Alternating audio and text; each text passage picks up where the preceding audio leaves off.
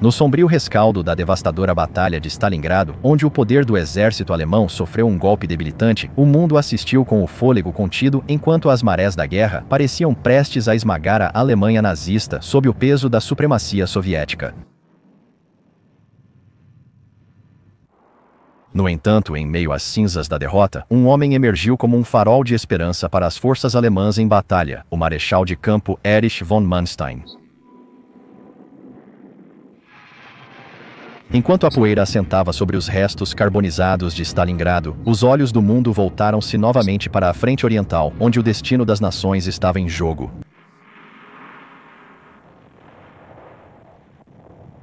Foi neste crisol de guerra, em meio às planícies cobertas de neve e campos de batalha ensanguentados de Kharkov, que von Manstein orquestrou uma campanha ousada e audaciosa, desafiando as probabilidades e ressuscitando a sorte alemã à beira do colapso. Junte-se a nós enquanto mergulhamos na emocionante história de Kharkov, 1943, onde o gênio estratégico de von Manstein e a determinação inabalável deram nova vida à máquina de guerra alemã, oferecendo um vislumbre de esperança na escuridão da derrota. Das cinzas de Stalingrado surgiu uma fênix de proeza militar, enquanto von Manstein se propunha a reescrever a história e recuperar a glória perdida para o Terceiro Reich.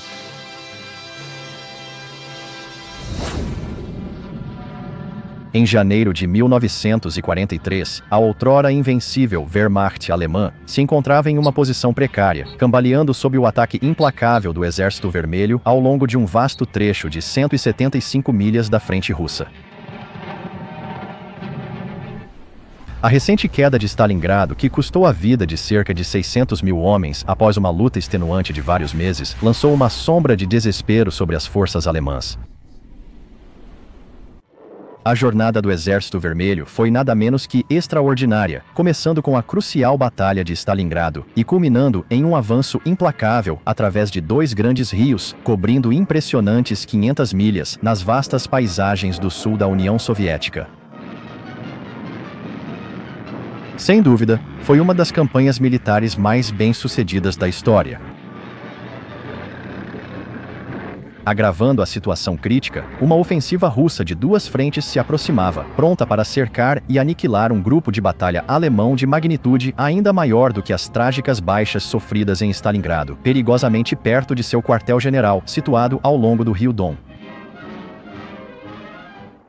A afirmação de Hitler para sua equipe preocupada durante o Caso Azul de que o russo estava acabado não passou de retórica vazia. Contrariamente às suas garantias, as forças russas estavam longe de serem derrotadas. Em vez disso, eles avançaram com uma fúria incontrolável.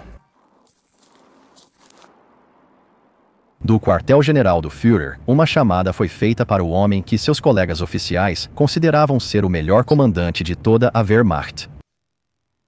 Era a temporada de fazer ou morrer no leste, era a hora de Manstein. Em 1943, a situação no sul da Rússia era muito desfavorável para os alemães. Além do cerco contínuo de Stalingrado, o grupo de exércitos Don, ao sul do Grupo B, enfrentava desafios para repelir os ataques implacáveis do Exército Vermelho. Agravando o problema estava a presença de aliados do eixo não confiáveis, mantendo muitas seções da frente, tornando toda a frente de batalha do eixo vulnerável à desintegração.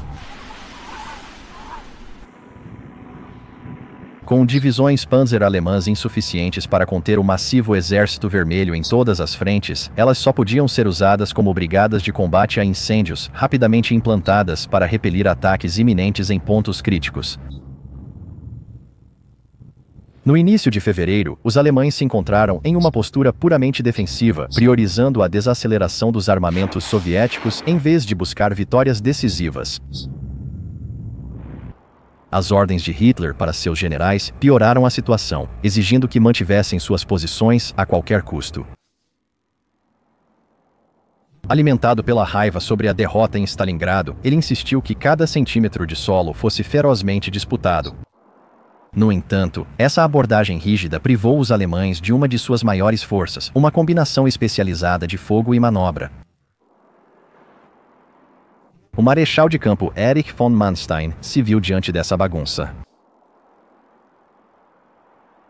Manstein, considerado um dos mais brilhantes estrategistas e comandantes da Wehrmacht alemã, assumiu o comando do Grupo de Exércitos Don, posteriormente, Grupo de Exércitos Sul, no final de novembro de 1942, com o objetivo principal de resgatar o 6º Exército de Paulus.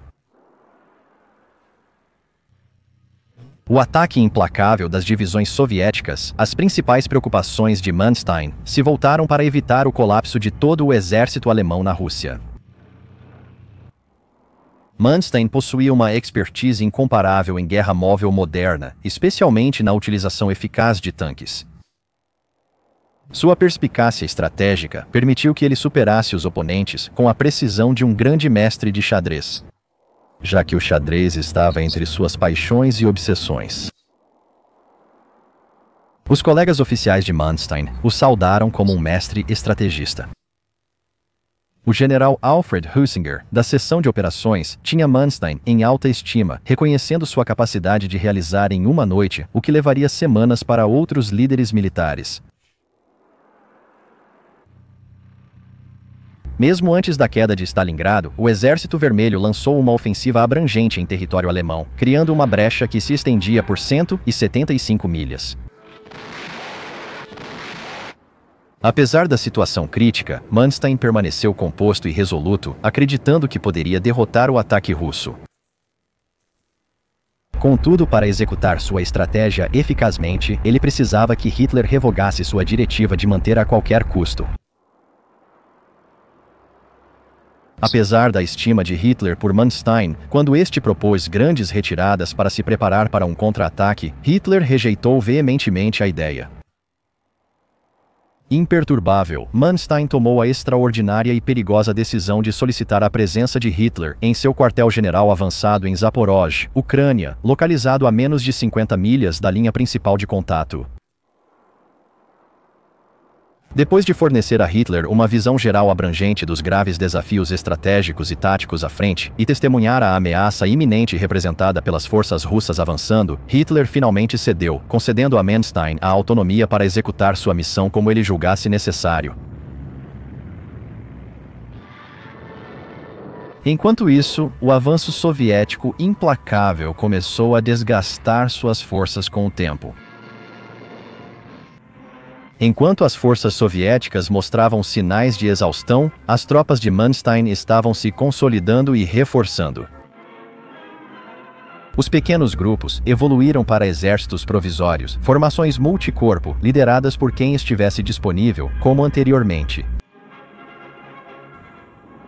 O Exército Provisório Holland ocupou a posição antes do 6º Exército, enquanto o Exército Provisório Frederick Pico assumiu o território do 8º Exército Italiano.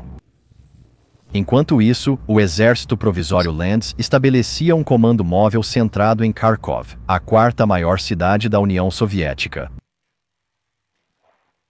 Apesar da falta de pessoal administrativo, artilharia e transporte, essas formações se beneficiaram de meses de esforços colaborativos, fomentando um senso de confiança entre as fileiras. Além disso, a renovação alemã foi reforçada pela chegada de reforços da frente interna, o 2º Corpo Panzer SS, composto por 3 divisões recém-formadas, transbordando de novos efetivos, equipamentos avançados e autoconfiança inabalável. De importância primordial eram as unidades de elite dentro do comando de Manstein, incluindo as reverenciadas divisões Waffen-SS como Leibstandarte SS Adolf Hitler, Das Reich, Totenkopf e Weichengang, ao lado da estimada divisão Heer Großdeutschland. Em meio à superextensão soviética e à ressurgência das forças alemãs, era a hora de Manstein brilhar. Apesar de satisfeito com o reforço do 2º Corpo Panzer SS em seu grupo de exército, a superioridade numérica soviética ainda superava suas forças. Nos dias seguintes, o 1º Exército Panzer assumiu posição no flanco esquerdo de Manstein. Uma semana depois, o 4º Exército Panzer, liderado pelo general Hermann Hoth, juntou-se à linha à esquerda do 1º Exército Panzer, sob a liderança de Manstein. Toda a formação alemã, consolidada e renomeada como Grupo de Exército Sul, agora enfrentava para o norte, confrontando os exércitos soviéticos avançando em direção às travessias do rio Dnieper. As apostas eram imensas. Se os soviéticos chegassem primeiro às pontes do Dnieper, poderiam potencialmente enredar toda a força de Manstein na margem oriental do rio. Tendo já sofrido a perda de um exército inteiro em Stalingrado, os alemães agora enfrentavam a perspectiva sombria de um cenário super-Stalingrado se desdobrando ao longo de toda a sua frente sul, ameaçando o próprio desfecho da guerra. Sem demora, o marechal de campo entrou em ação, emitindo ordens e manobrando suas tropas para a posição para o contra-ataque iminente. Manstein elaborou um plano estratégico em que forças alemãs consideráveis manteriam posições nos flancos extremos, enquanto as tropas no centro fariam uma retirada tática, aparentemente cedendo terreno aos russos avançados. Além disso, ele posicionou uma formidável força Panzer pronta para lançar um contra-ataque no flanco dos russos assim que eles atingissem um ponto predeterminado de avanço. Enquanto isso, os russos desconheciam o real propósito das retiradas comandadas por Manstein. Para eles, o movimento das tropas alemãs parecia ser apenas mais uma das retiradas iniciadas durante a Batalha de Stalingrado. Ao ver tropas alemãs e do eixo recuando diante do avanço do Exército Vermelho, os russos ganharam confiança e enfrentaram corajosamente cada batalha. Essa confiança inabalável era exatamente o que Manstein havia antecipado e capitalizado em seus cálculos estratégicos. Em 21 de fevereiro de 1943, o destacamento do exército Hallett de Manstein e o 1º Exército Panzer resistiram aos ataques russos ao longo do rio Meuse, a nordeste de Stellino. Posicionado a noroeste, o 4º Exército Panzer se preparava para o contra-ataque iminente. Enquanto isso, o 48º Corpo Panzer, com 5 divisões Panzer, mantinha o outro flanco do plano estratégico de Manstein. Continuando seu avanço implacável, os russos avançavam onde quer que os alemães recuassem, como vinham fazendo há semanas, caminhando sem saber para a armadilha que havia sido meticulosamente preparada. Para os russos, a estratégia de libertar a Ucrânia oferecia a perspectiva tentadora de desmantelar o núcleo do exército alemão e, com alguma sorte, antecipar o fim da guerra. O alto comando soviético dirigiu um assalto à área de Kharkov, onde as forças de Manstein estavam de guarda, empregando 3 principais investidas ao longo do eixo Voronezh, sudoeste-sul. A frente de Voronezh, formada pelas forças 40, 69 e 3º Exército de Tanques, foi designada para conquistar Kharkov. Para a Stavka, esta operação representava uma perseguição, aproveitando a suposta retirada alemã de Stalingrado. Em meados de fevereiro, os soviéticos avançando conseguiram recapturar Kharkov. A inteligência russa observou e identificou numerosas concentrações de tropas alemãs, que, como Manstein havia antecipado, foram mal interpretadas como preparações para mais retiradas. Assim, o alto comando russo ordenou suas tropas no centro a avançar para o oeste, caindo inadvertidamente nas armadilhas alemãs. Manstein contava com os russos totalmente absorvidos em seu avanço e visava cultivar a impressão de que estavam perseguindo um adversário alemão desmoralizado. Baseando-se em encontros anteriores, os líderes sêniores alemães previram que os russos teriam problemas para se adaptar a mudanças inesperadas no campo de batalha. 2 dias depois, os soviéticos se depararam com a dura realidade de seu erro de cálculo. Em 21 de fevereiro, o 4º Exército Panzer de Hof desencadeou um contra-ataque devastador. Impulsos coordenados. Um do sul liderado pelo 57º Corpo Panzer à esquerda e o 47º Corpo Panzer à direita, e outro do noroeste liderado pelo 2º Corpo Panzer SS, emboscaram os soviéticos desavisados de várias direções, pegando-os completamente de surpresa. As baixas alemãs nos primeiros dias foram mínimas, em forte contraste com as pesadas perdas soviéticas, que tiveram suas forças de tanques e tropas quase totalmente destruídas.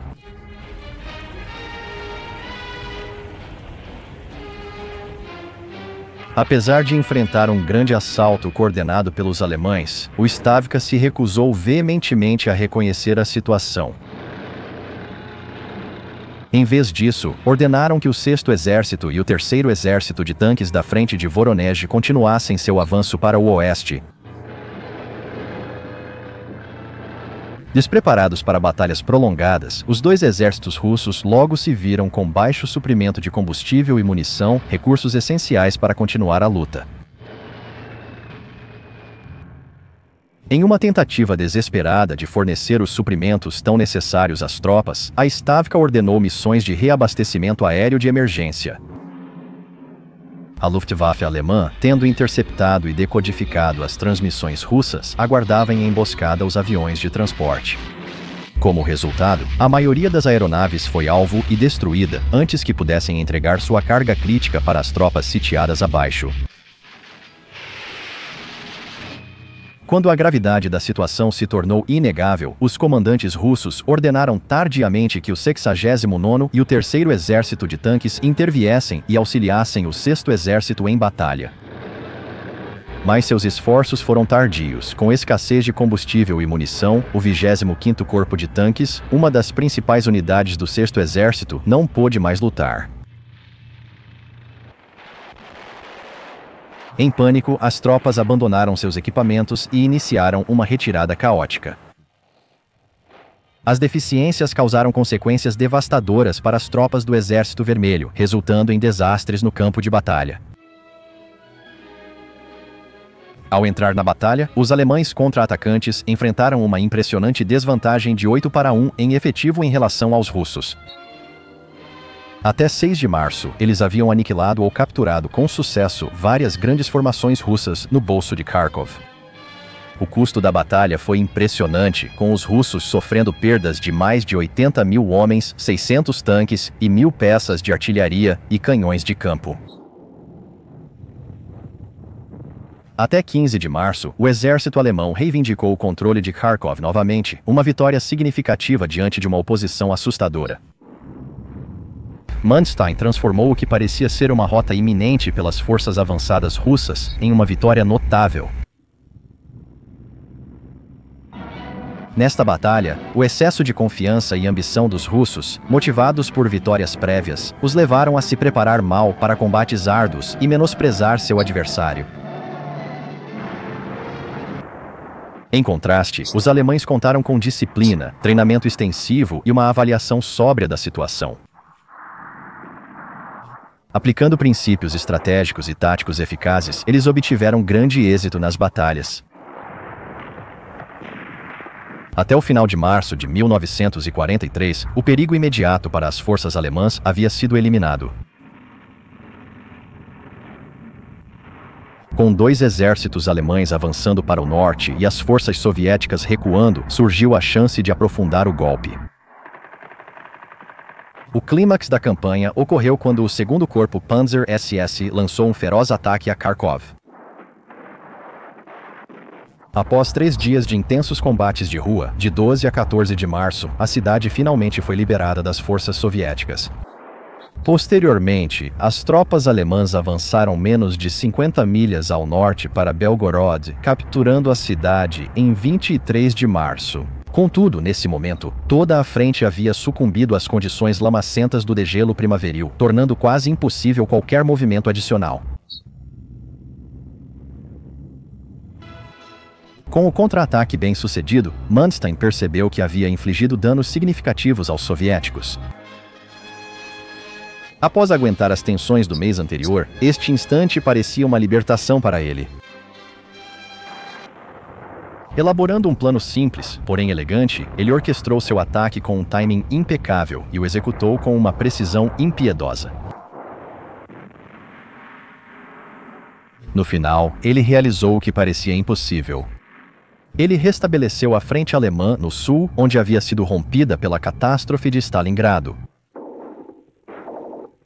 Surpreendentemente, ele restaurou a frente para quase a posição inicial da campanha de 1942, antes dos devastadores eventos de Stalingrado.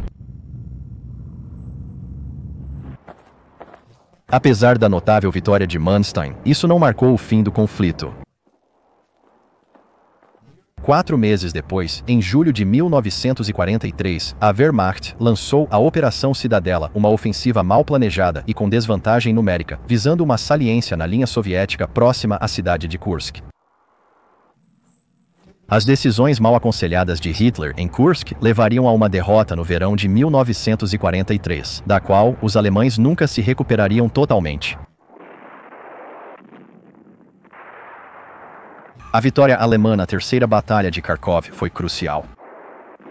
Sem isso, o Grupo de Exércitos Sul enfrentava uma destruição iminente antes do verão de 1943, levando à perda de territórios significativos na Ucrânia para a União Soviética, possivelmente abrindo caminho para as tropas soviéticas chegarem a Berlim em 1944.